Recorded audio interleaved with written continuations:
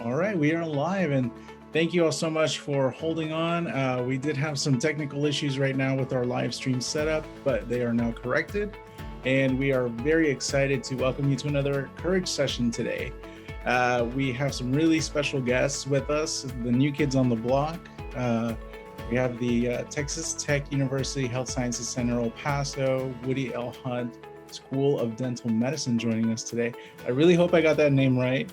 It's a mouthful, but hopefully you all can correct us. Before we introduce our guests, I do want to introduce the team here. My name is Enrique Paso. I am the Associate Director of the Texas Health Education Service, and we are housed in the TMDSAS office. And joining me today is Dr. Beck. Good afternoon. How is everybody out there? I'm the advising coordinator for the Texas Health Education Service. And I served as the director of the Health Professions Office at UNT for 18 years. I just retired from there in February. So I'm happy to be on with Enrique this afternoon. Thank you, Deb. And joining us today, as I mentioned, we have some special guests. We'll start with Dr. Black, and then we'll go with Ms. Goldfarb. Dr. Black, would you mind introducing yourself?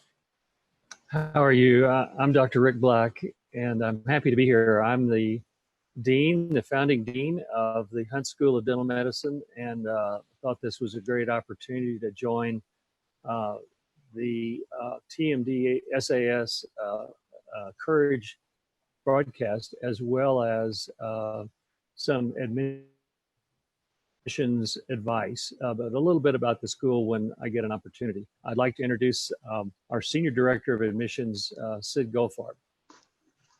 Hello, I'm Sid Goldfarb. I'm the Senior Director of Admissions, and I'm actually coming up on almost a year here. So we are very excited to get this show started because we've been talking about May 1st and June 1st for a while now. So we are excited to really get students on campus eventually.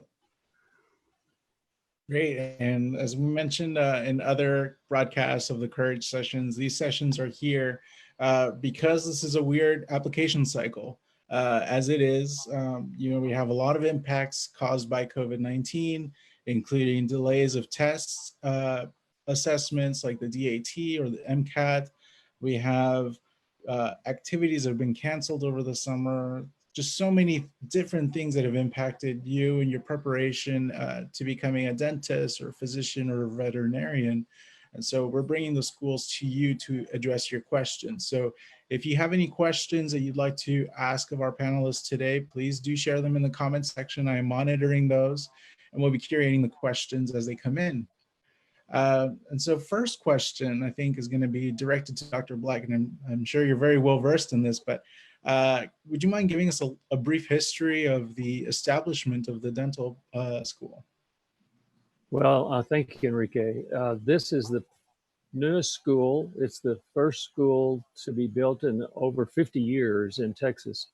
Texas has 3 outstanding dental schools that are 2 or over 100 years old, and UT San Antonio is over 53 or 4 years old. So the Texas Tech system, university, Board of Regents, the people of Western Texas, the people of El Paso all got together and said, let's try to make this happen. And it's been 6 or 8 years in the making, and it's very exciting. El Paso is the largest city sort of in Texas Tech system area.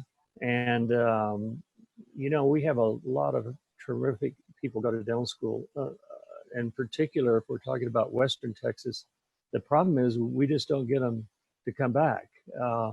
Almost 70% of all the dentists in Texas practice in 5 counties, Fort Worth, Dallas, Houston, San Antonio, and Austin. And so it's our goal and our mission, and the mission of the school is to provide for people in the borderland and in Western Texas.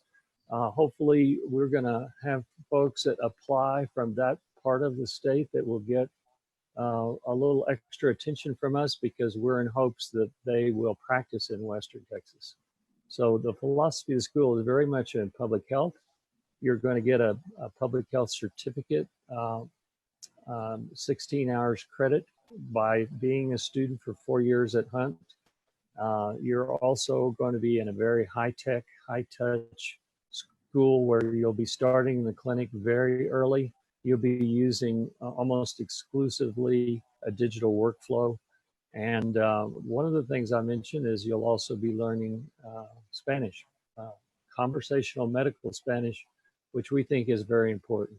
So those are just some of the highlights of the curriculum that we're going to be bringing here. We're situated at the Texas Tech Health Science Center campus in El Paso, where there is a large medical school, large nursing school, a school of biomedical sciences, and now a dental school. Grown significantly. I have to admit, I'm going to be a little biased in this session. I'm doing everything I can to not talk to them about the amazing food in El Paso. I am a child of El Paso, and so I'm really having some wanderlust with Ms. Goldfarb's background right now, seeing the mountains and a really blue sky. It's breathtaking. I'd like to follow up on some of the questions that I know a lot of students have about El Paso. And a lot of them have to do about the location. I mean, obviously, folks know El Paso is on the westernmost tip of Texas. And there are two really key concerns that I think a lot of students have. One is the kind of preparation for an environment like that. A lot of folks do get some sort of culture shock when they go to El Paso. And unfortunately, I've heard a lot of misconceptions about the city. And so if you all have any feedback on that. And then secondly, I wanted to ask about, you mentioned that speaking Spanish is going to be part of the curriculum. Does that mean that students that already speak Spanish or have taken any preparation in other languages might have a leg up on other applicants? So let me address the just sort of the idea that we're here on the border.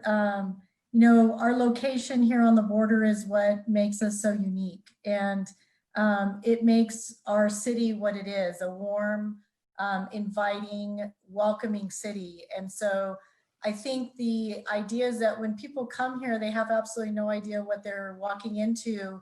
And I hear over and over and over again that they've never experienced such warmth and such support in our city. And so we also hear quite often that we're right here on the border with Mexico, with Juarez. You know, what are their concerns about the violence?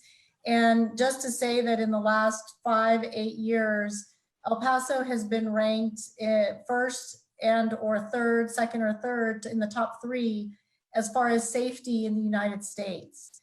And so there are no concerns. I think a lot of times many of what you see on TV and different areas like that or in the news is sort of not necessarily completely accurate, especially for the city of El Paso. So we are an amazing place to be and to live. And as far as the culture shock goes, yes, I would agree with that. I think a lot of people experience that. But I think one of the things that makes us so unique is that in El Paso is that we are so accepting.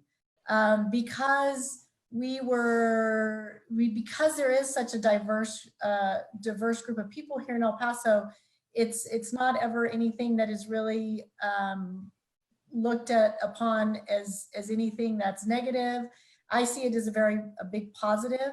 Love the idea that you can be walking down the street and you can be hearing Spanish, you can be speaking Spanish. I speak Spanish. All 3 of my children are completely biliterate and bilingual as well. And so I think that's just a wonderful place to be. We talk about in our world today, the need for cultural awareness, cultural empathy in a sense, and working in that healthcare field. You know, we know that one of the biggest barriers to access to healthcare are cultural barriers. And so, you know, we want students to be able to do this when they get out of school, but then we're not necessarily teaching them when they're in school. And I think that that is something that we find to be very important here at the Hunt School of Dental Medicine. I think also, Enrique, El Paso is almost 1 million people, and it's a very it's a modern city. It has almost all the amenities of any place else, but it has a charm of still sort of being a small city feel to it. Geographically, you see those mountains behind you if you like to hike. If you like to be in the mountains to ski or do winter sports, we're 2.5 hours away from that. So it's a difference that you certainly don't miss the traffic in, say, Dallas or Houston or Austin, for sure. And we have 300+ days of sunshine a year. Right. And that's just amazing. And then as far as, I've had this question a lot, you know, from applicants, if they don't speak Spanish, is that going to be a negative against them? Do they have to speak Spanish in order to apply? And the answer is no. There's no scoring system that's going to include whether or not they speak Spanish. What we are looking for, though, is you know, a diversity of experiences, diversity of thoughts with students that come, because they do have to have some experiences and some open-mindedness to understand that this is going to be a different experience probably than what they're used to. But we think it's going to be an exciting experience for them.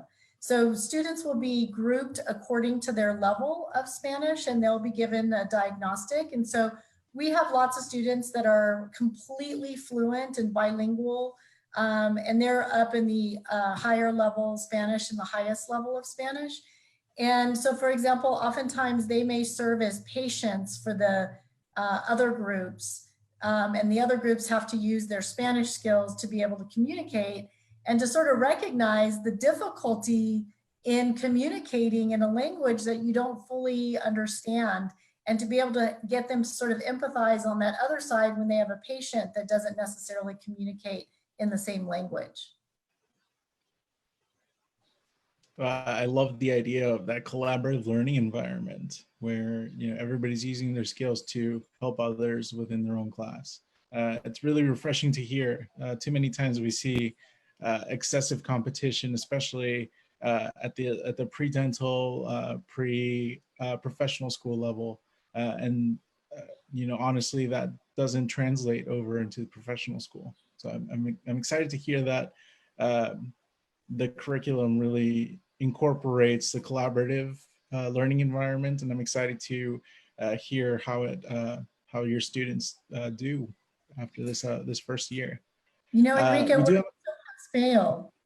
we're a pass-fail institution, which also lends itself to the collaboration. I mean, we know that rising tides raise all ships, and so what we are looking for when we have students, we want exceptional clinicians. And the way that they can become that way is to learn and to teach each other. And if we make it a competitive environment, that teaching and learning from each other is not going to be where it needs to be. Mm-hmm. Exactly. Well, we do have a few questions that have come up so far, and I want to make sure that we are addressing those. The first question comes from the TMDCS page. How many students will the program be taking their first year? The program will be taking 40 students the first year, and then the second year and thereafter will be 60 students. It's a relatively large cohort. All right. We have another question. This one seems to be more around the TMDCS application, a specific question about somebody who took a GED, and they're asking about how to enter that in their application. On the application handbook, there's actually some guidance about how to enter your GED. I believe your concern is around entering a class size, but since you took a GED, there is no class size. So you can enter that as unranked, and class size would be 1. And if you have any other questions about that application, please do reach out to TMDSAS and they'd be happy to help. Okay, we have a question that came into the Health Education Service Facebook page. Is it important to only speak Spanish as the second language? If the first language of the applicant is another language than English or Spanish, isn't it useful to have a positive point? So I think the question is trying to get at if you speak another language, would that be helpful? And I think we can all agree that that would be extremely helpful. Yeah, I think what's important to understand when you're speaking another language or when you have experience in another culture is just that there are communication issues oftentimes that arise when you have difficulty speaking a language, regardless of what the language is. There are cultural issues that you need to be aware of. As a healthcare practitioner, it's very important that you understand where somebody is coming from culturally as they enter into your office or enter into your chair. And so regardless of what language it is or what culture it is, there are a lot of similarities just in understanding and appreciating the value that all brings. And kind of bringing this from the perspective of an advisor, Dr. Beck, how would you advise somebody who maybe is on, they took Spanish in high school and they're hearing this information from the dental school and the student really wants to get a leg up? What advice do you offer them to kind of start working on cultural competencies or, reaching out to other folks who may not speak the same language they do? Yeah, I have encouraged people to learn a second language. I usually stress the importance of Spanish because of our growing population. But again, that could be any foreign language. And I think that that just adds to your cultural diversity personally. But again, if you're interested in a health profession, any health profession, you need to learn Spanish. That's there are interpreters, but there's nothing like speaking to your patient one-on-one and understanding what's actually going on, where the pain is, what's happening with that person. I have had students who had accompanied their grandmothers to their doctors or dental appointments and were the interpreter. And that has given them some inspiration to go into the medical and dental professions. But those who don't speak Spanish, I encourage them to learn the language. And if I could follow up a little bit on that, Enrique, we're a dental school and we're going to spend a lot of time teaching biomedical principles and being a physician of the mouth and learning dental skills. Spanish is just a small part, but it's an important part. And we didn't dream this all up by ourselves. We're really proud of our medical school here, the Paul Foster School of Medicine. And not only do they teach biomedical sciences in a special and unique way, but they also insist on this Spanish. And so you're going to go to Spanish class for as long as it takes for you to qualify. If you come in, like Sid said, you can be very helpful and you can test out of this sooner rather than later. It's just 1 hour a week. And believe me, the rest of the time is going to be with just 3 other courses. The dental scientific principles of dentistry is the big biomedical course that you'll spend the first couple of years doing. The dental skills is another course all by itself. And then we have a course called Society, Community, and the Individual. And that's where we'll be teaching some basic public health issues and some research as well. So that's sort of the reason why now, just as Dr. Beckett said, you really can't go anywhere in the country now and be a healthcare provider and not benefit by speaking Spanish. And I do want to add as well, for those of you that speak other languages, maybe English is your second language. I know that was my experience, where you should actually seek opportunities to improve your linguistic skills, to improve grammar, written forms of communication, and don't limit yourself to Spanish. You know, if you are a Vietnamese speaker, you know, Vietnamese is the third most spoken language in Texas. Any other language, again, is going to expand your cultural competence. So if you already have that in your tool belt and you're kind of hearing that you're going to continue to get help, go the extra step and figure out opportunities where you can continue to improve. And I might add, can, if Enrique, if your school has a special class like in medical Spanish or yes. hospitality Spanish, those are very helpful. We have had that, or still have it, I guess, at North Texas.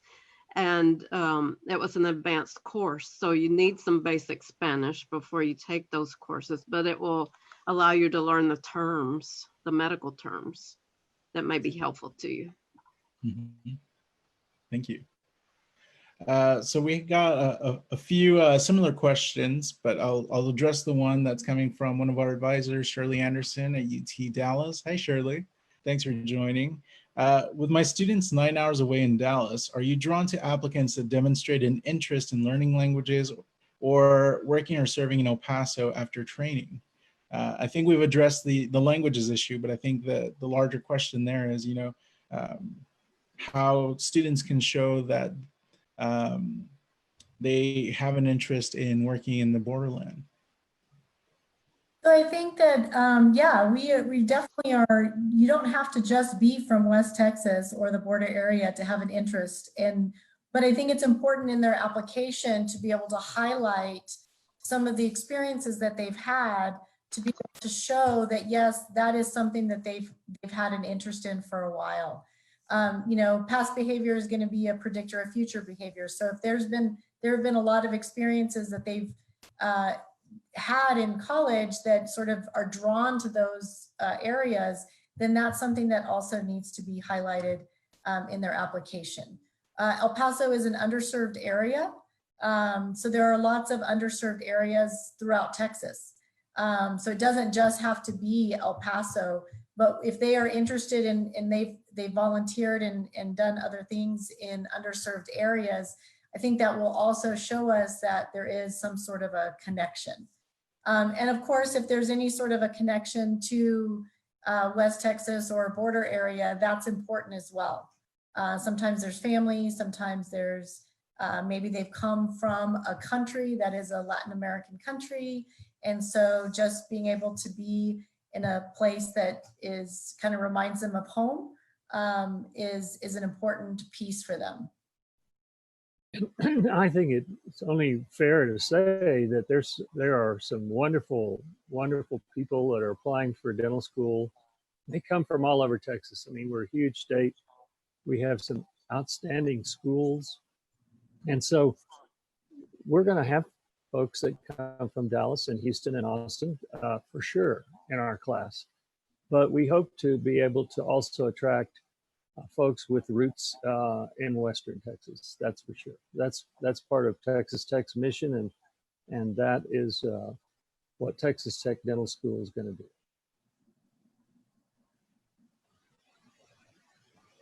Thank you for that. We have another question. Would students graduating from the Woody L. Hunt School of Dental Medicine have trouble specializing after graduating, since the dental school is brand new? I really think that depends on the student and their interest when they're in school. Our job for sure is going to be training excellent general dentists, but that is not to say that we want to discourage anybody from going on from there to a specialty in a residency. I happen to be an orthodontist, I practice orthodontics in El Paso. That's where I'm from. That's why this is such an exciting time for me. But your interest in how well you do in school, how well you do in general dentistry, and then how much you are interested in, say, prosthodontics or endodontics or orthodontics or periodontics depends on you. And you showing an interest in those areas, you're going to be taught the basics in those particular areas. But if you want to specialize, we'll be here to encourage you and to help you. Sure, we're a new school, and sure, we've got to prove that our folks know what they're doing. But I think that you're going to find that we're going to be up to the quality of the other fine schools in Texas, and we'll have graduates that will be attractive to specialty programs.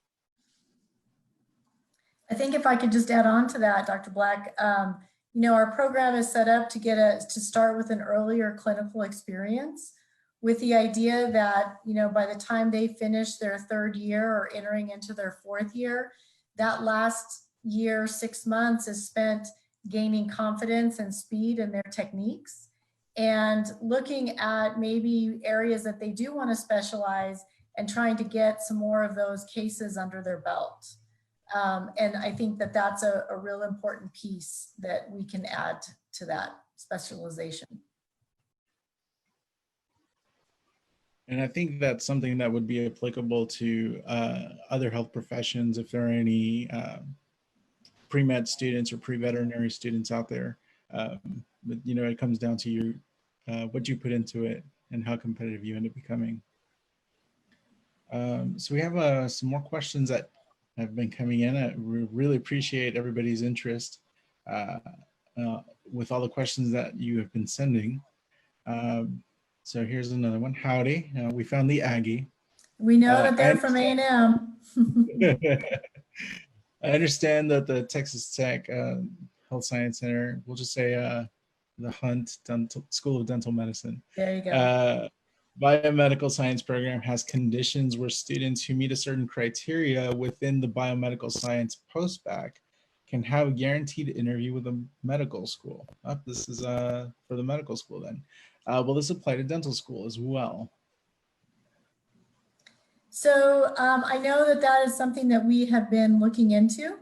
Our biomedical sciences program is amazing and our dean is terrific, Dr. Raj. And so I know that that's something that we are exploring down the road. Can we answer what that will look like exactly right now? We can't, but we are exploring it. Yeah, the Paul Foster Medical School has a few years on y'all. And that's 10 to be exact. Yeah, exactly 10 years. That's right. That's right. They just had their 10-year celebration. Wow. All right. Well, we got another question here. Hello from Texas State. Hello. How will the curriculum be in comparison to other Texas dental schools? For instance, what are the courses for the first semester? I'm happy to answer that. As I said before, I'll just reemphasize there's 4 tracks. One track is your studies the first semester in biomedical science. The other track is dental skills. The third track is society, community, and the individual. And the fourth track in that what we call SCI is embedded the Spanish. And the fourth track is called the colloquium session, where you learn a lot about ethics and jurisprudence and business. So your first semester, you're going to have 4 courses. What is very unique and will be probably the most unique program in the country when we open the doors is the way that our curriculum is integrated between your practical dental skills and what you're going to be learning in order to be called a doctor. Paul Foster Medical School teaches with symptom-based, clinical-based cases. And there's only about 5 or 6 medical schools in the country that teach this way. So when you're taught as the patient presents to you, for instance, a patient doesn't come in and say, I have I've got a disc that is anterior positioned on my left side here between my joint. They come in and they go, my ear hurts really bad. The muscles hurt bad on the side of my head. And I went to the ear doctor and they said, it's going to be your chewing joint. And so that particular session, you learn everything about the anatomy, the pharmacology, the physiology, the histology of that particular area. And then we move on to some other particular symptom that you will be seeing when you practice as a dentist. So to me, that's a great way to learn. If I was going back to dental school or to medical school, that's the way I would want to learn. I don't want to go back to going anatomy at 9 o'clock, physiology at 10 o'clock, and do that for 2 years and then be thrown into the clinic setting and be asked to apply that now to a live patient. So you're going to be seeing a live patient within 6 weeks of starting, be seeing a live patient, and you'll be learning in that manner. And it's very exciting. It's going to be very unique. It is tailored to the national boards that you will take. We're going to be a very unique place until other folks begin to do the same thing, I think. I was about to ask if the curriculum was influenced by the boards. Yes. So we have a new integrated national board that will be coming on here next year, as a matter of fact. So, and that's the way that board will be set up. Yeah. Thank you for that insight. We have some more questions that keep coming in. Keep them coming. We are a little over halfway through the session. Hopefully the technical issues mean that we can go a little bit past 2 p.m. if that's all right with you all. And then we will definitely stick around. And if you have any questions that we don't get to, please share them with us in our online communities, the TMDCS Hub and the TMDCS Non-Traditional Students Group. We have several folks, advisors, admission staff members, TMDCS staff, and Texas Health Education Service on there to help guide any questions or concerns that you might have. As per the last Courage session, I was hoping to get some input on the interview process for the Woody L. Hunt Dental School. Thanks, and looking forward to this new program. So we had it all set up in the pandemic kits. So we are sort of in the process of possibly making some changes, but I'm just going to go ahead and speak off of what our original plans were. And our original plans were to have 3 different interview types. The first one is what we consider sort of a traditional interview, one-on-one, with a dentist in our community. And then the second piece would be multiple mini interviews, which would be situations that a student isn't ready to or prepared to answer, but sort of has to think out loud. It's not the idea of the answer, but it's really the idea of the thought process that we're looking for. And then the last activity would be a group activity. We know that collaboration is a very important part of our curriculum. And so we're looking at ways that students are able to work with each other. We also recognize that we are a group of, the first class would be 40 students. And so when you've got a small group like that, it's really important to make sure that that collaboration piece is there. We are currently, examining the pandemic and the situation and what that means for the fall as far as in-person interviews or virtual interviews. We're sort of preparing for both. We obviously would prefer that our interviews be on campus and in person so that we can really show off our campus, our new building, the SIM Center. But, if we have to do it virtually, then we will do it that way as well. I know virtually we are still planning on doing MMIs. And the last piece, the group activity, sort of trying to figure that piece out. so that we can get a whole picture of an applicant. Yep. Excellent.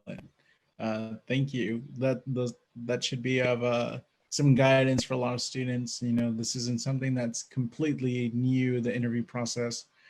Several schools do MMI style interviews. And again, the running theme for this application cycle is that we have multiple plans running simultaneously, and we're just waiting to see what's going to end up happening.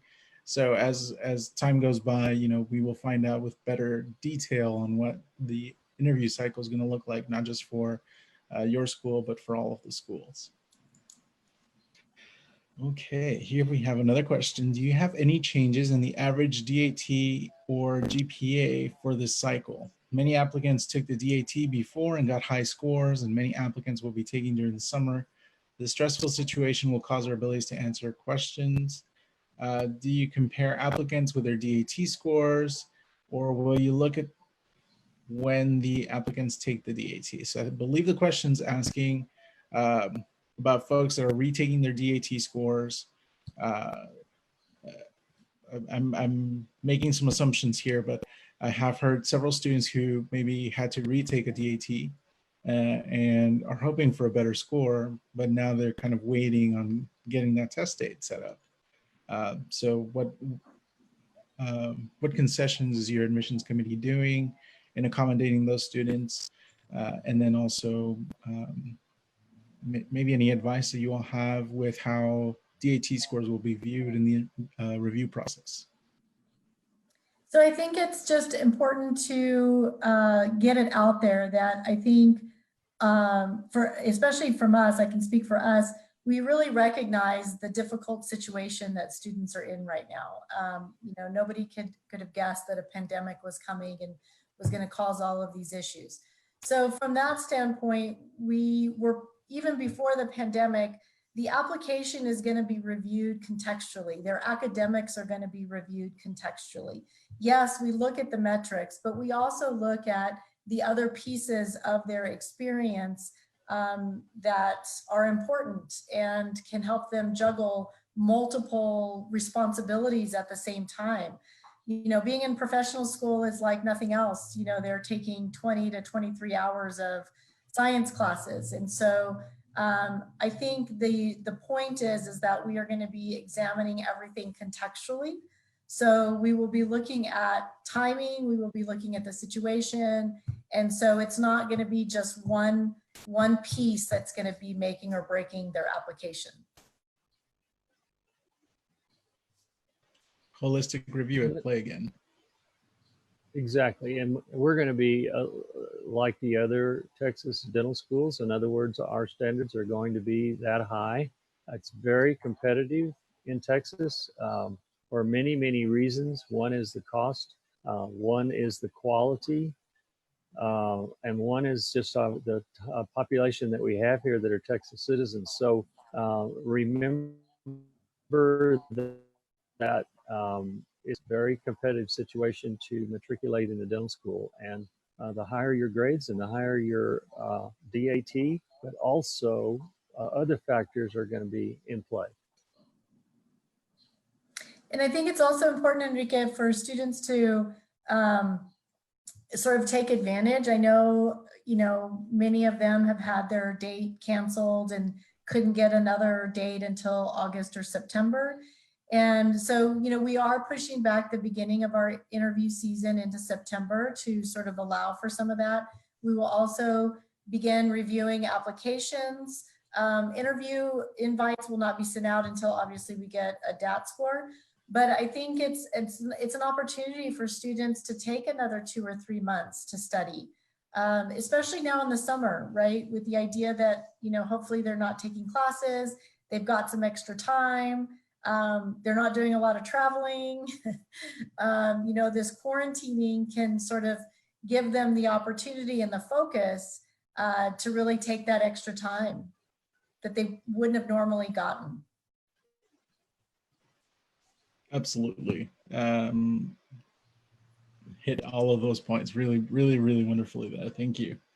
I think so many students are concerned about what's changing and they're not really focused on what's staying the same. You know, I think an applicant from last year would have given anything for 2-3 additional months to prepare for a test like this.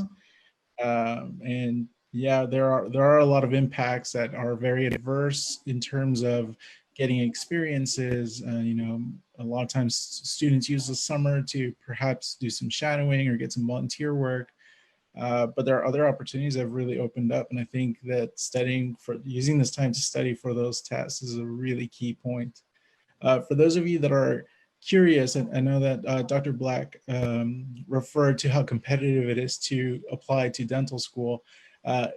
We've pulled the numbers over the past 10 years of the TMDSCS application cycles, and you can see the trends over the past 10 years for our 3 dental schools, of course. And now that we have 4, you can see how that pool is going to continue improving, especially if everybody takes advantage of the time to improve their DAT scores. And all of that data is available on the TMDSAS website under the plan section and applicant resources for this cycle. And on there, we have some additional statistics that will show you the ranges for the DAT scores and for GPAs. We do post the PA and AA scores for the DAT. And if you are a pre-med applicant, we also post the MCAT scores in a similar fashion. And for veterinary applicants, we do refer them to the Texas A&M school. And of course, next year, once the Texas Tech School of Veterinary Medicine joins us, we'll be doing some more robust statistical reporting as well. So just wanted to make sure everybody was aware of those resources that exist to show you kind of where you stand academically. So we have another question that came in. At this point, I probably don't even remember the material. It's been like 4 years since I last went to university. So it's somebody talking about their experience at their university. And so definitely the time to prepare for the DAT is going to be very beneficial for that person. All right. So we do have some questions about that Dr. Beck has found from her work with some other students. For the medical schools, they've actually defined a set of core competencies on a national level that essentially state what qualities the admissions committees are looking for as they're reviewing applications. The dental schools haven't had a similar project like that, but we're interested in hearing what kind of competencies or traits or characteristics the Hunt School of Dental Medicine is really looking for, and perhaps you know, digging into the influences that came into play for creating the mission and values for that school. Yeah, so I spent a lot of time actually doing a lot of research in the dentistry world and kind of, you know, what characteristics were important for success, not just in a dental school, but success as a dental clinician. And we got together as a department and sort of brainstormed and really talked about what it is that we were looking for. And, you know, it's really interesting because we know that metrics, you know, in a traditional program, that metrics show success in the academic piece the first 2 years, but then there's these non-cognitive traits that show success, you know, in those second 2 years. So finding that mix is what's really, really important. We know that we're going to have an accelerated curriculum. We know that we're going to be moving quickly. So it's really important that our students are ready to hit the ground running. So any student that has been out of school for a while, I'm going to highly suggest that they somehow get back into that world of studying, taking some review classes, those kinds of things. But as far as the non-cognitive traits, we know that dental school is very difficult, as is, you know, any professional school. So a lot of perseverance, a lot of dedication. We know that it's going to be leadership. And leadership can be defined in a lot of different ways. It doesn't just mean president of this or vice president of that. You know, we also, interestingly enough, put courage as part of our leadership characteristic because, you know, we recognize that we are a new institution and we recognize that we don't have the data behind us. And so it takes a certain kind of personality and some courage to be able to jump in and say, this is something that I want to lead and something that I want to be a part of and something that I want to set for the next 10 years for students who are coming into this school. And they have the opportunity to sort of set that culture, right, for the next 10 years. So again, those are just some of the traits that we are looking for, you know, as we get through this. And we know that students will have to be able to calm patients down in the chair. So some creative thought processes there, how to deal with situations, problem solving, you know, working with multiple pieces at the same time. Again, those are all very important pieces to being successful in our program, as well as being an excellent clinician. I would just echo that and say that we didn't sit out here under a tree one day and decide, well, this is what we think is going to make a successful dental school. We visited the best schools of the country, a lot of the newest schools in the country, a lot of schools that were doing integrated teaching. It's still great that our bedrock, our model here is Paul Foster with symptom-based learning, but certainly there, for instance, there's only one 3-year dental school in the nation, and that is University of Pacific. And it is very, very demanding. So we decided we were going to be a 4-year school, but we were going to try to incorporate some of the University of Pacific's curriculum and calendar. And as Sid might have mentioned before, and I think this is going to be unusual, we are going to step it up and we are going to try to get our students to achieve the competencies that we think they need to have to graduate and to be licensed and to practice safely and independently. But we're going to also try to get that done so that your senior year, you're really spending either with the type of specialty that you're interested in, or you will be doing some advanced general dentistry as well. And so Sid is right. I think that we're looking for well-rounded people that we think at our school and with our committee that are going to make great clinicians and leaders in their communities. Excellent, thank you. We have a few more questions that have come in. We have just under 10 minutes left in this courage session. So now's your chance and we'll hit these questions rapid fire if need be. Here's our next one. As someone from a border city, I love the mission of the school.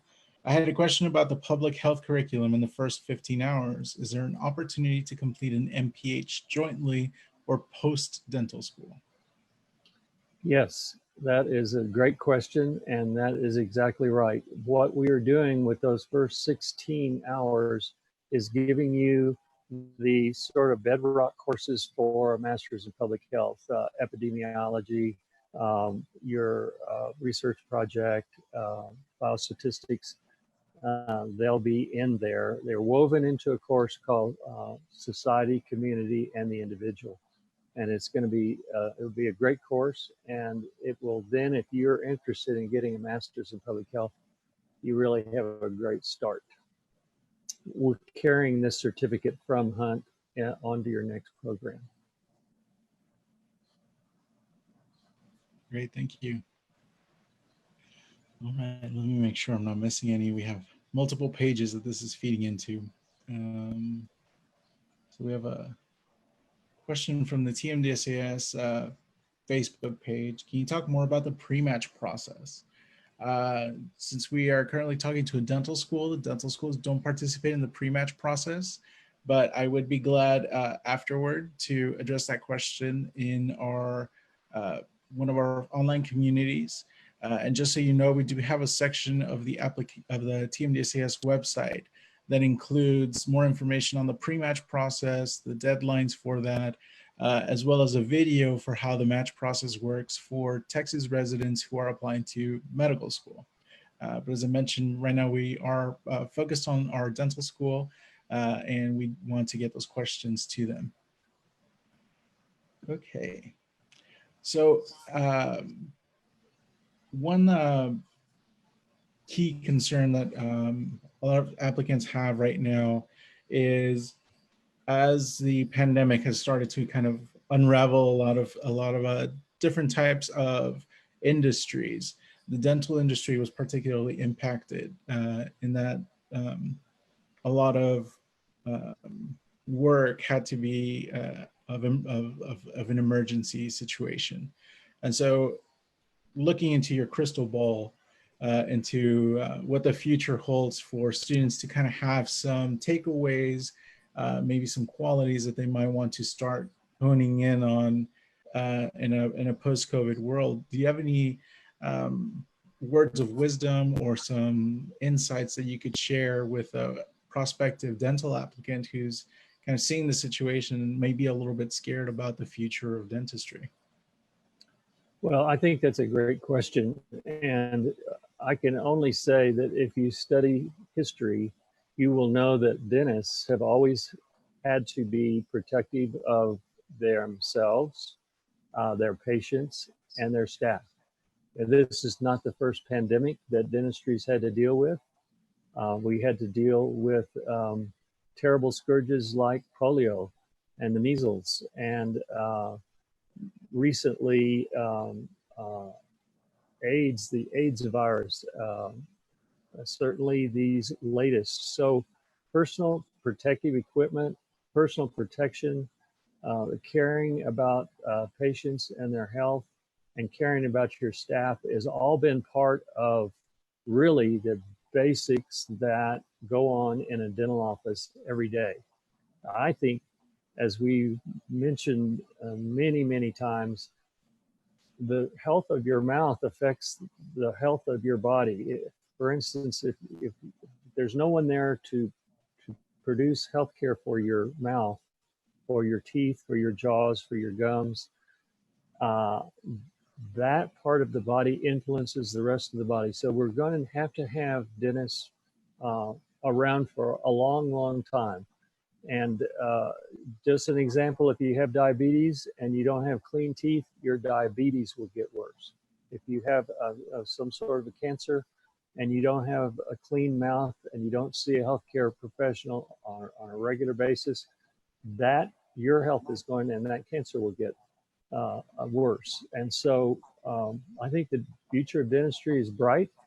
And I think that it's still, to me, the very best profession in the world. And it's going to continue to be very popular, I predict. I think also, Dr. Black, to add on, one of the pieces that we're doing, and I've heard this everywhere I've gone and to every dentist I've spoken to, is please, you're going to make sure that you include a business section in your curriculum. Because I knew how to do dentistry, but I had no business. And so I think more than ever, this is an important piece for students to understand that, you know, all of a sudden they get out of school and now they're actually making money. And there's some pieces to do to sort of protect themselves and their practice as they move down the road. And those are important pieces in the curriculum. All right, we are down to our last question that has come in. Are the prerequisites going to be the same as they are for the other dental schools in Texas? Yes, they are the same. The only piece that we are not making mandatory is anatomy and physiology. I believe it's mandatory for Texas A&M. That is a suggested course on our end, but currently it is not mandatory. And that's all on our website as well. Yes, and we have links to that, to your website and via the TMDSAS website as well, and as well to the other dental schools that participate in TMDSAS. Okay, well, before we let you go, we wanted to give you an opportunity to address our applicant pool. Maybe give a final pitch for the Woody School of Dental Medicine, and maybe any words of encouragement to our applicants this cycle. So I just like to say it's a difficult process. It's an arduous process. But if it's something that students are really committed to, and this is really what they want, they'll eventually make it. They may have to apply once, they may have to apply twice, they may even have to apply 3 times. But if this is something that they really want, I encourage them to continue to go after it. And I would add, Sid, thank you, that this is a wonderful place to come to school. It's going to be an exciting school. It's going to be the newest school with the newest curriculum and the newest technology. If you think this is a traditional school, it's not. It is going to teach you the traditional skills that you need, but in the way that it's going to be taught, it's going to be very, very exciting. So we encourage you to give us a try, because we're going to have a great Hunt School of Dental Medicine. Thank you. Thank you. Thank you so much to both of you. And Dr. Beck, it's always a pleasure to have you. And thank you for giving us a perspective of your years of experience as an advisor. I think it's particularly important to help our students kind of figure out what their path looks like now, and then what it'll look like in the future. So I'm really thankful for having such a robust panel today. For those of you who are engaged with us on social media, thank you so much for joining us. Next week, we will have 2 Courage sessions again. On Wednesday, we will have the UT Southwestern Medical School joining us. And then on Thursday, we will round it out with having the UT Health Houston School of Dentistry. So we'll have hit all 4 dental schools in the Courage sessions. We're really excited for that. We hope that you will join us. And again, if you have any questions that come up afterward, especially those of you that are watching after today's live Q&A, we're happy to address any and all of your questions in our Facebook online groups, the TMDSAS Hub, which is open to any applicant, and the TMDSAS Non-Traditional Students Group. So on behalf of Texas Health Education Service and TMDSAS, we'd like to wish all our applicants all the best of luck. And again, thank you so much to Dr. Black and Ms. Goldfarb for joining us today. Thank you. Thank you, Enrique.